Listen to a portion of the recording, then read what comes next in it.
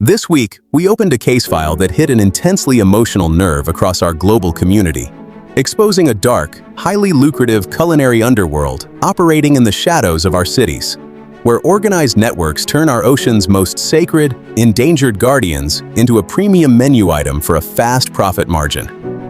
It began with a high-stakes maritime intercept at sea, and it evolved into an unyielding campaign inside the commercial kitchens of select eateries.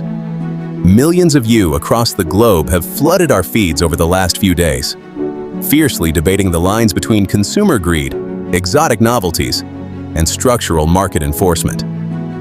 We looked at how a secret network smuggled critically endangered Pawikan, our ancient sea turtles, and massive stingrays to fuel an underground market for exotic Larang soup.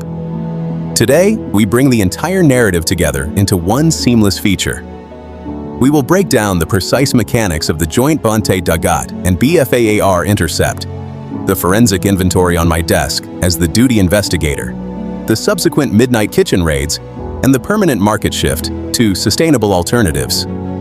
Watch this file until the very end to understand why a short-term taste of illusion can never withstand the universal law of consequence. This is the complete feature. To the casual diner, a steaming cauldron of Larang is a celebrated culinary comfort, a traditional fish stew famous for its rich, sour, and spicy depth. But behind the steam of select back-alley kitchens, a dangerous trend was taking root. Poachers were targeting the very lifelines of our oceans to satisfy an elite circle of consumers looking for a forbidden thrill. The file opened on a humid morning during my investigative shift at the police headquarters. The calm of the dawn patrol was broken when elite operators from the Bantay Dagat and the Bureau of Fisheries and Aquatic Resources, BFAR, arrived at our deck. They had executed a high-stakes maritime interdiction on open water, intercepting a poaching vessel carrying a forbidden payload. Bound tightly on the deck were endangered Pawikan alongside massive, freshly harvested stingrays. The target destination?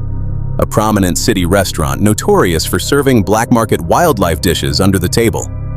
As the duty investigator, I immediately initiated the formal turnover protocol, painstakingly cataloging, marking, and conducting a physical inventory of the evidence directly on the scene. We locked down the processing, placed the suspects into secure detention cells, and filed heavy criminal charges under the Philippine Fisheries Code and wildlife protection laws. The justice system struck back with total force. The poachers were tried, convicted, and sentenced to hard prison time alongside crushing financial fines. Almost overnight, the flagrant display of exotic Larang completely vanished from the open food stalls. The supply chain was choked out, proving that when law enforcement strikes with absolute resolve, the open market collapses. At Chings' perspective, our guiding principle is absolute professional confidentiality and legal integrity. When documenting sensitive environmental crimes that result in full court convictions, we operate under strict ethical boundaries.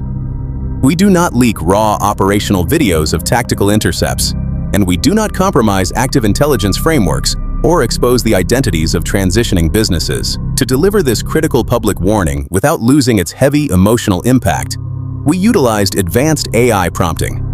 We explicitly rejected basic cartoon filters or artificial animations. Instead, we directed the AI engine to reconstruct hyper-realistic, human-like visual stills, focusing on the damp textures of a poaching vessel, the steamy atmosphere of a hidden commercial kitchen, and the profound, heartbreaking reality of a captured creature.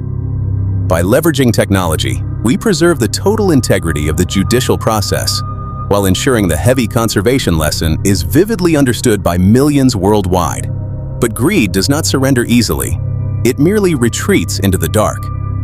Even after the initial court convictions, intelligence suggested that select establishments were still quietly serving Pawikan Larang to a trusted, secret circle behind closed doors, using their wealth to buy a status symbol. We didn't let the file close. Our teams launched a series of aggressive, unannounced tactical raids directly into the kitchens of these suspected establishments, tearing down the illusion of secrecy. After multiple consecutive operations, business owners realized the risk far outweighed the profit. The underground trade was permanently dismantled. Today, those very same markets and restaurants have completely reformed their menus. The forbidden dishes have been permanently replaced by legal, sustainable, and traditional alternatives like tagutongan and fresh tuna. The culture completely adapted because the law refused to bend for corporate or consumer ego. The law is harsh, but it remains the ultimate shield of our resources. What is your perspective? Should patrons who knowingly buy and consume illegal endangered dishes face the exact same prison time as the poachers who catch them? Let me know in the comments below. Keep your mind sharp, your choices honorable, and your perspective grounded.